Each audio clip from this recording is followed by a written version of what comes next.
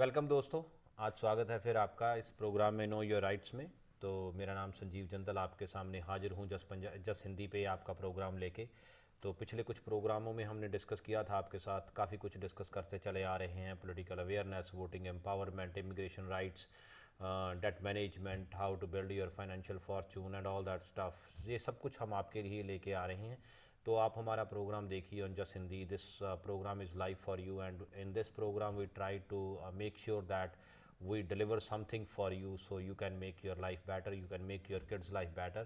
And in this country that we are living here, our parents came in this country, or sometimes we as a first generation came in this country, and we really need to aware of our rights, and we really need to aware that how we can make our fortune in this country, or how we can make a fortune for our kids. And today we have a guest sitting with us. He is one of us, belongs to our community, South Asian community. He is running for Assembly District 30, Assembly District 34. Uh, he used to be work with the New York City community liaison, work with the New York City Council member Costa, and he is a former United States Army person, and Still he is current. he is also working as a current member of the United States Army, founder of South Asian American Voters Association, and he has a lot of qualifications. Why I'm saying that? Because we need to be like him. We need to be get involved in the system. So that is the only reason that we can change the landscape of our country. We definitely need our position in this country. We definitely need a situation where we belongs it, right? And he is also a elected former president of LaGuardia Community College. Around 50,000 students he is representing. He is elected treasurer of the Queens County Young Democratic Club also. He has so much designations. Let's welcome Mr. Joy Chaudhary in our show. Welcome, Mr. Joy. Today we are going to discuss a lot of stuff that he is running for District 34 Assembly in Jackson Heights area. We all know, if we are belongs to the South Asian community, we definitely know that where is Jackson Heights is and how that Jackson Heights area look like. There is so many Desi people, so big market of our community, and whenever we celebrate Diwali or any other functions, first and foremost that happy Diwali to everyone the recently passed. But with this program we invite Mr. Joy Chaudhary. Let's discuss how he decided that he is going to be run for the assembly. Sometimes it's a very easy decision, sometimes it's a very tough decisions to make, that let me start representing my community, or let me come up as a public servant for my community. Let's ask him this question, that how he come on this conclusion, or how he decided, or how he reach on that one, that how you decided to run for the office. Okay. First of all, happy Diwali. Namaskar. I'm also from Hindu faith. I also celebrate Diwali. So happy Diwali to all. And thank you, Sanjeev ji, for giving me opportunity, having me here. Like many of you, I am also an immigrant. I came to the United States like 10 years ago. My first job was lifting heavy perfume boxes in the perfume warehouse. And second job is driving taxi. And after that, I started school. Like he said, I got involved with politics, student politics, and democratic politics. So in this 10-year of journey, I have seen that our community, immigrant community, often are underestimated, underrepresented in the government, every level of the government actually. And I decided to join the military to make sure that I serve this country, and I can claim that my community is not a liability to this country. My community is working hard in every level to make this country better. I also wanted to make sure I'm running because I want to make sure there's somebody like you representing you and fighting for you in the state level. That's why I decided, and I think I'm proud of the community I'm from as a South Asian American. I'm proud South Asian American. I'm also ready to give my 100% to the community I live in, including many other immigrant communities, Hispanic, Chinese, all the communities, in my district. So I need everybody's advice and support with this journey. Okay, can you please also let our audience know that the district of the demography is, where it starts, where it ends, how you finalize this district. We understand that you are coming from Bangladesh, but you are coming here as an immigrant, then you decided to join the US Army. It's a wonderful decision when you are thinking to serve the country, but on the other hand, you are also thinking to serve your own community too.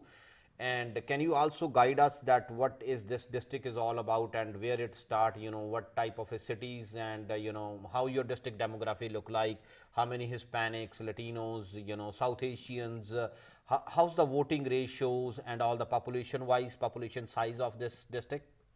So Assembly District 34 has around 146,000 people, and it has like over 30,000 active voters. 30% of the districts is South Asian, over 50% is Latino, and another 20%, close to 20%, 15 to 20% is white and other race people live in the district. So, and most of the people are working class. Majority of the people are immigrant. Majority of the people has an issue that I've been dealing with: language accessibility, language barrier, immigration, also like housing, education, all these issues. All right. You said you are you are working with council member Costa, and is there council member Costa is supporting you on that event that you are running for assembly? Because we see that in Jackson Heights area is a little controversial. In last year we see that there is race with Cortez and Joy Chaudhary, the county president of county chairman of Queens County, and she finally wins on that as a congresswoman, because it's part of the some Bronx area and some of part of the Jackson Heights area. Oh, that is the reason that you started deciding, or you thinking that let me run from this constituency because you can get the support from these people, or you are depending upon your own community, or what's your groundwork on that realities are? So like as a founder of South Asian American Voters Association and president of South Asian American Voters, I have fought against ICE. I organized a rally against for immigration rights. As the former president of student government, I am the first student government president who organized rally against Governor Cuomo with faculty staff union to raise minimum wage and to freeze the tuition for students around the state. And as the New York City Council Community Liaison, our council district overlaps by, I think it's 30% of that assembly district. I did have a chance to serve as a group, part of that district for a long time. And as someone, I live in that district. I'm a community organizer. I did organize a lot of events, resource fair, immigrations, rally.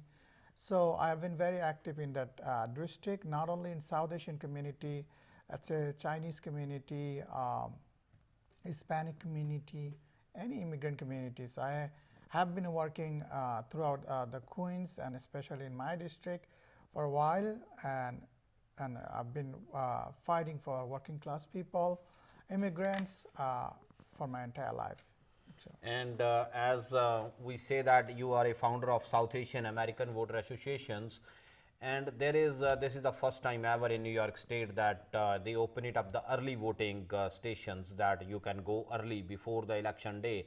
You have 10 days window that you can go and poll your votes, and this is the first time ever in the history that it is coming up. And what do you think, that it is good thing that state decided to do that, or how you look these early voting issues comes up, how you look into that one? It's good or bad, or what is your perspective on that one? From my opinion, it's a good thing that we can use our flexible time to go to vote. I think it's going to turn out the voters voting volume of the voters who, in the poll side, because people can use their flexible time to vote, and I think it's gonna help also not giving excuse like our immigrant community, like I have job, I'm working today, so I think it's good thing that more people would be able to vote.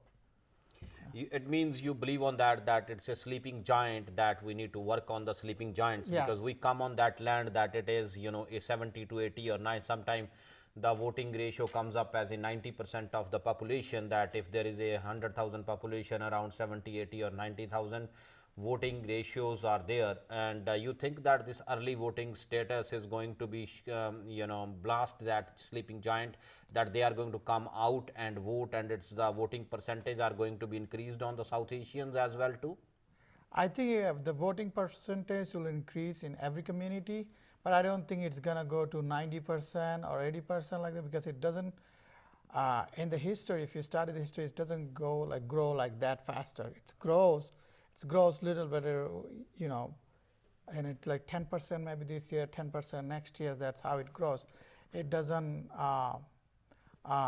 flips into 50 to 100%, 40 to 100% like that. We definitely know that when the election of 2013, the Mayor de Blasio election, we are going to discuss that election as well. Let's stop for the break, and we see you after the break. Thank you.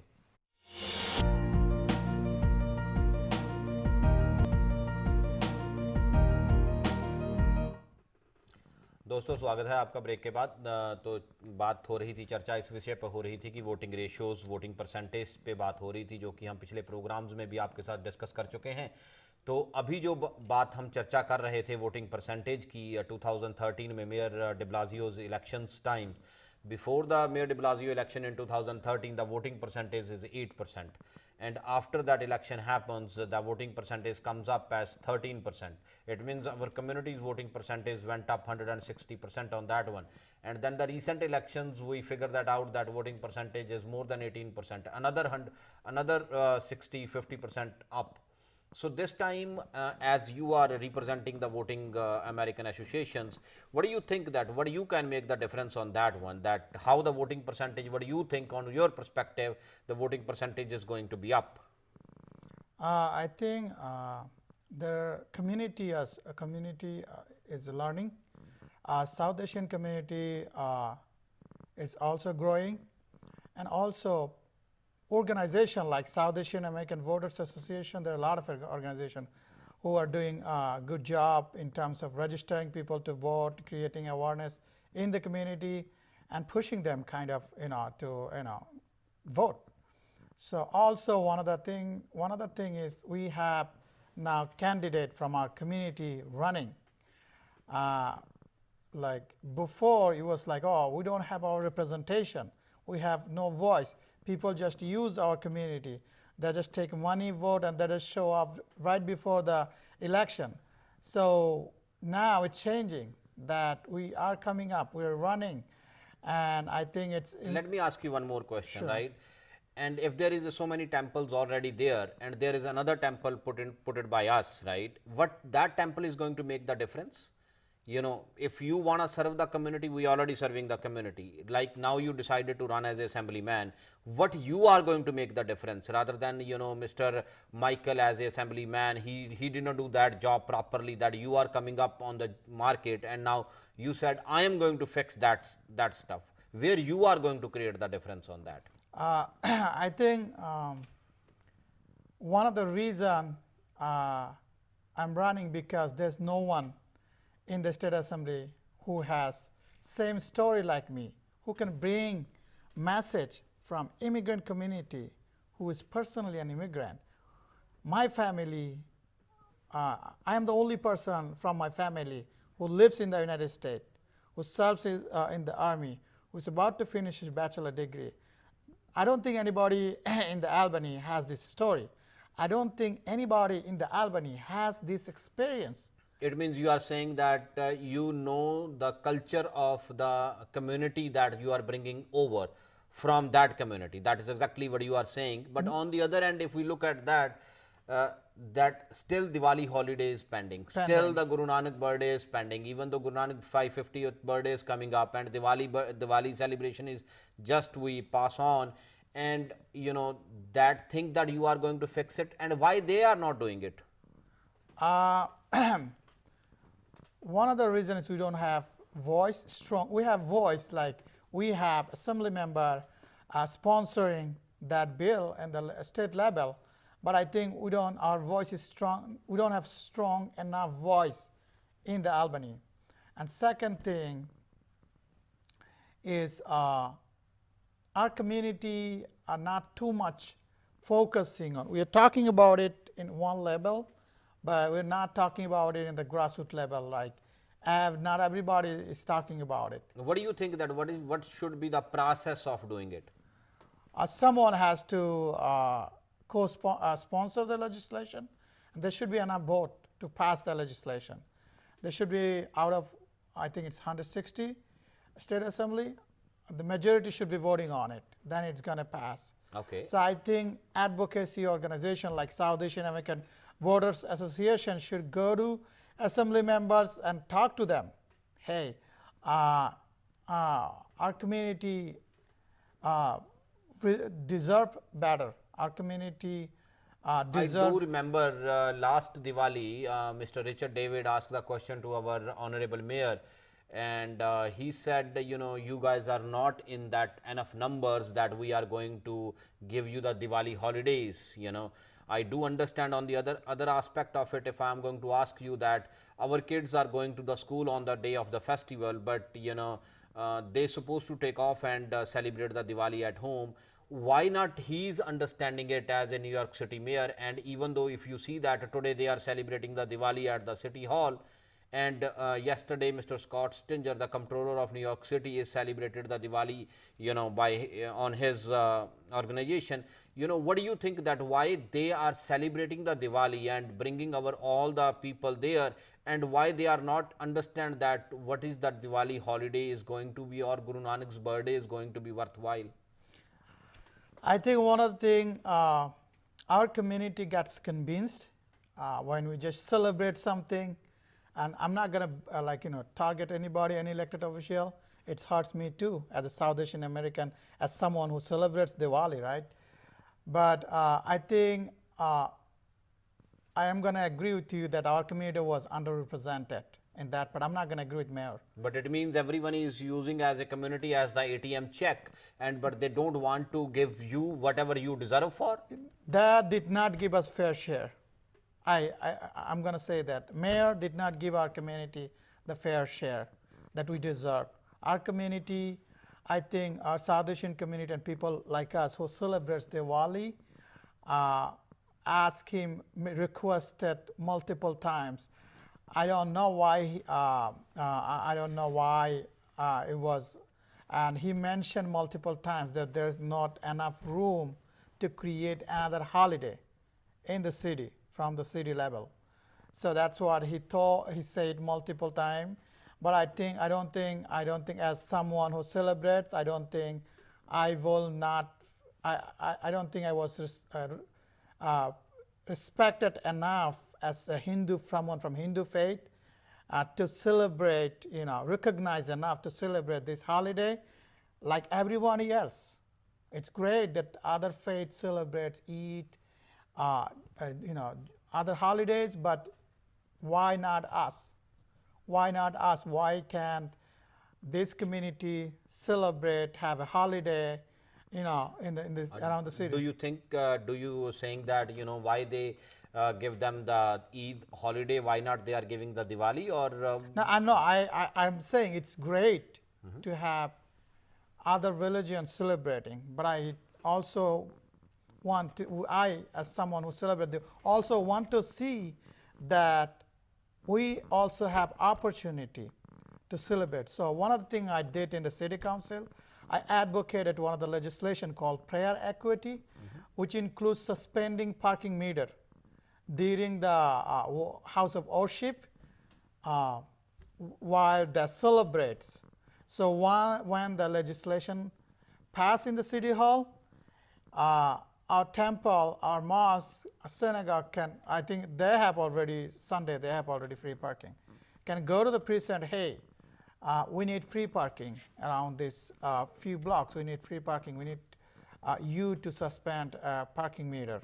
So I have done that. I worked with Councilman Costa to introduce this legislation in the past, but I think if I become an assembly member, I will fight for my community. And did you ever ever tried working with that Casta that you can, council member Casta can put up the bill for the holidays, or did you ever? Yes, did he's a co-sponsor for the Diwali holiday legislation in the New York City Council. Oh, it means you did that work on that end also. I will give him credit. Okay. Because I'm from this And community. if you get elected, suppose tomorrow you are a assemblyman of the New York State, and what you are going to make the difference that somebody else did not do that? I will have a bigger conversation. I will contact my colleagues in the state assembly to make sure, to see how they can support, to make sure they support this legislation, to make sure that we pass this legislation on the state level. Okay, what do you think about the child education? That is one part of it. Holiday is one part of it. Child education, that schools education, public school education system. What do you think that where state is not doing their job properly, or New York City is not doing their job properly? How you think that, how we can fix that stuff? I think in general, public school are underfunded. And also there are certain neighborhood, the budget